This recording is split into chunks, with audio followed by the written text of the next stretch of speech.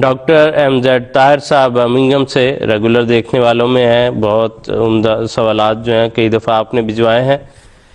اس وقت ان کا سوال جو ہمارے سامنے ہے جو انہوں نے بھجوایا ہے، وہ کہتے ہیں کہ اگر ایک والدین کے 4 یا 5 بچے ہیں اور ان میں سے ایک نافرمان ہے اور غیر اسلامی طرز عمل اپنا رکھا ہے اور والدین کا بھی کسی طرح سے خیال نہیں رکھتا اور جماعت سے بھی تعلق نہیں، تو اس کے نتیجے میں سوال ان کا یہ ہے، تو کیا اسلامی قوانین کی روح سے والدین اس سے بیٹا ہونے کا ناطہ ختم کر سکتے ہیں، نیز اس کو جائیداد میں سے آگ کر سکتے ہیں؟ اگر کر سکتے ہیں تو ایسا کرنے کا قانونی طریق کیا ہے؟ زہیر احمد خان صاحب کی خدمت میں پیش کریں گے یہ سوال. بات دراصل یہ ہے کہ جیسے آپ نے ساری تفصیل بتائی ہے کہ اگر تو اس میں کوئی اس قسم کی خرابیاں ہیں جس کی وجہ سے معاشرتی طور پہ سوشل طور پہ والدین کو اس کے ان خرابیوں کی وجہ سے ذمہ دار ہونا پڑتا ہے، تو اس حد تک تو والدین یہ کہہ سکتے ہیں کہ اس کے جو کام ہیں وہ اعلان کروا سکتے ہیں، اس کی بات کا اظہار کر سکتے ہیں کہ جو اس قسم کے یہ کام کرتا ہے اس کے ہم ذمہ دار نہیں ہوں گے، جو اس کے ساتھ کوئی لین دین کرتا ہے یا اس کے ساتھ کوئی ناطہ رکھتا ہے وہ خود ہی جائزہ لے کے اس کے ساتھ رکھے، ہم ذمہ دار نہیں ہیں.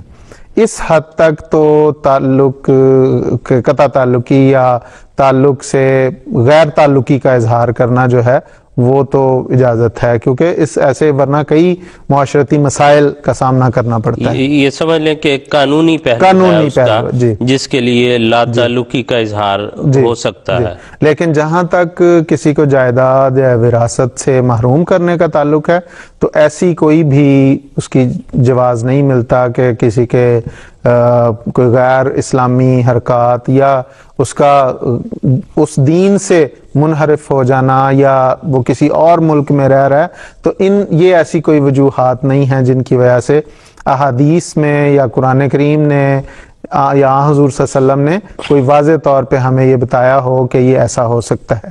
بلکہ حکم عدل اس زمانے میں جو حضرت اقدس محمد مصطفیٰ صلی اللہ علیہ وسلم کی پیشگوئیوں کے مطابق مبعوث ہوئے، ان کے سامنے اسی قسم کا ایک معاملہ پیش ہوا.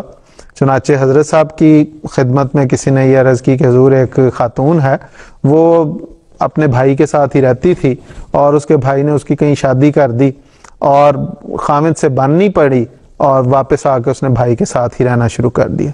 اور جب سے وہ آئی ہے بھائی کے پاس ہی رہ رہی تھی، تو بھائی کی وفات جب ہوئی ہے تو بھائی لاولد فوت ہوا، اس کے ورثاء میں وہ بھی شامل ہے، تو اس نے بھائی کی وفات کے بعد پہلے خامد سے طلاق لیے بغیر، قانونی طور پہ علیحدگی لیے بغیر کسی اور جگہ شادی کر لی. تو یہ اس لحاظ سے اس نے ایک غیر اسلامی حرکت کی ہے. تو کیا ایسی غیر اسلامی حرکت کی بنا پہ اسے وراثت سے محروم کیا جا سکتا ہے؟ اس کا جو حضرت صاحب نے جواب لکھوایا یا عطا فرمایا وہ میں حضرت صاحب کے الفاظ میں پڑھ دیتا ہوں. حضرت صاحب نے اس کے جواب میں فرمایا کہ اس کو شرعی حصہ ملنا چاہیے، کیونکہ بھائی کی زندگی میں وہ اس کے پاس رہی اور فاسق ہو جانے سے اس کا حق وراثت باطل نہیں ہو سکتا. شرعی حصہ اس کو برابر ملنا چاہیے. باقی معاملہ اس کا خدا تعالیٰ کے ساتھ ہے، اس کے شرعی حق میں کوئی فرق نہیں آ سکتا.